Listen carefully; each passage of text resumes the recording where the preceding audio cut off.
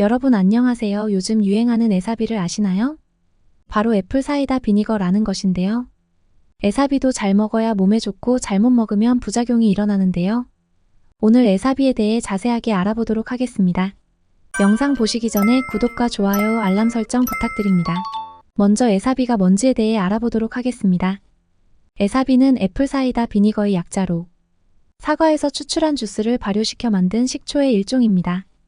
애플 사이다 비니거는 기본적으로 사과와 물로 만들어집니다.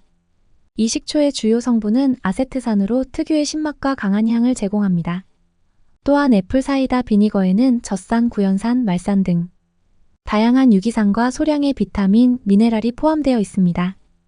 애플 사이다 비니거는 어떻게 만들어질까요?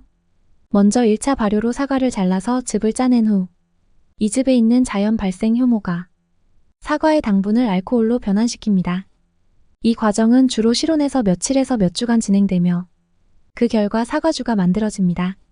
마지막으로 2차 발효로 사과주에 아세트산 박테리아가 추가되면 박테리아가 알코올을 아세트산으로 변환시켜 애플 사이다 비니거가 생성됩니다. 이 발효 과정은 주로 통풍이 잘 되는 환경에서 몇 주 동안 진행됩니다. 이 과정에서 모라고 불리는 박테리아와 효모의 혼합체가 형성될 수 있습니다. 모라고 불리는 박테리아는 가공되지 않은 천연 애플 사이다 비니거에서 흔히 볼 수 있는 부유물로 유익한 박테리아와 효모로 구성되어 있습니다. 이렇게 만들어진 애플 사이다 비니거는 두 가지 종류가 있는데요. 첫 번째로는 필터링된 애플 사이다 비니거가 있습니다. 일반적으로 맑고 투명한 상태로 발효 과정에서 모가 걸러져 있습니다. 상업적으로 가장 많이 판매되며 요리나 청소 등 다양한 용도로 사용됩니다. 두 번째로는 필터링되지 않은 애플 사이다 비니거가 있습니다.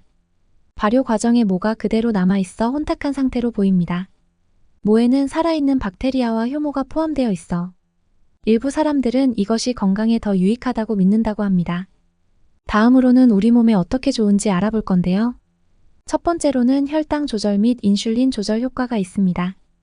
애플 사이다 비니거는 혈당 수치를 조절하고 인슐린 감도를 향상시키는 데 도움이 될 수 있습니다. 이는 당뇨병이나 인슐린 저항성을 가진 사람들에게 유용할 수 있습니다. 일부 연구에 따르면 식사 전이나 식사 중에 애플 사이다 비니거를 섭취하면 식사 후 혈당 상승을 줄일 수 있습니다. 특히 2형 당뇨병 환자들이나 인슐린 감도가 낮은 사람들에게 유용합니다. 한 연구에서는 애플 사이다 비니거가 식사 후 혈당을 최대 34%까지 낮출 수 있음을 보여주었습니다. 두 번째로는 체중 감소 및 체지방 감소에 도움이 됩니다. 애플 사이다 비니거는 체중 감소와 체지방 감소에 도움이 될 수 있습니다. 이는 주로 식욕 억제, 지방 축적 감소, 그리고 대사 증진과 관련이 있습니다.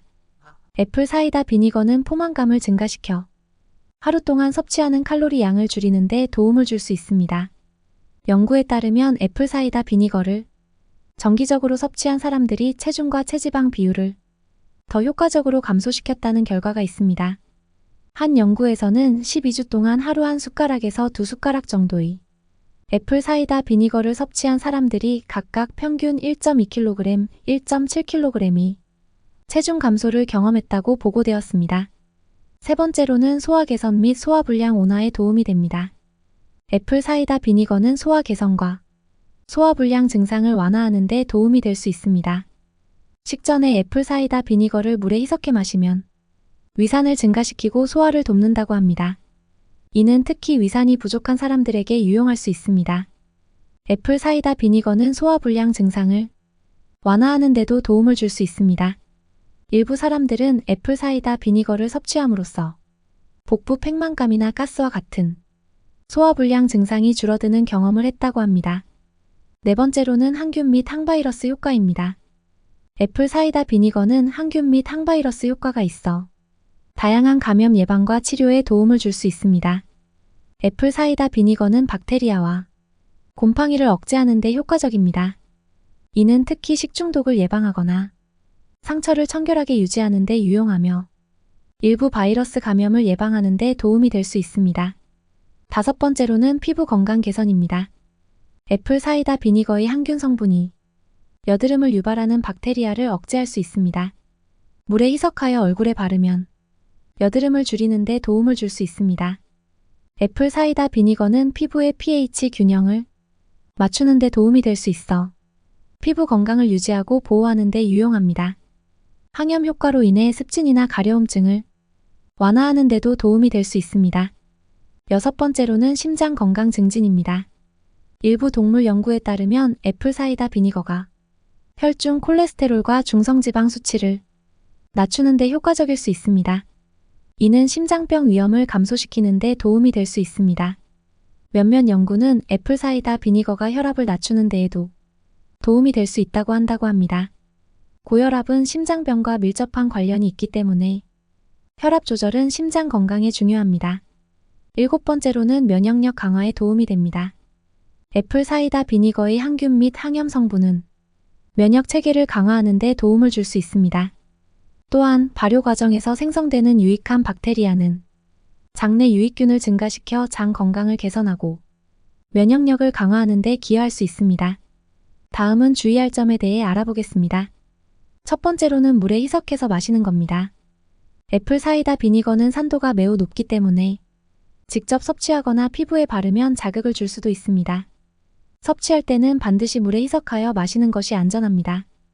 혹여나 피부에 바를 때도 물이나 다른 성분과 혼합하여 사용하는 것이 좋습니다. 희석하지 않고 사용하면 피부에 화학적 화상을 일으킬 수도 있습니다.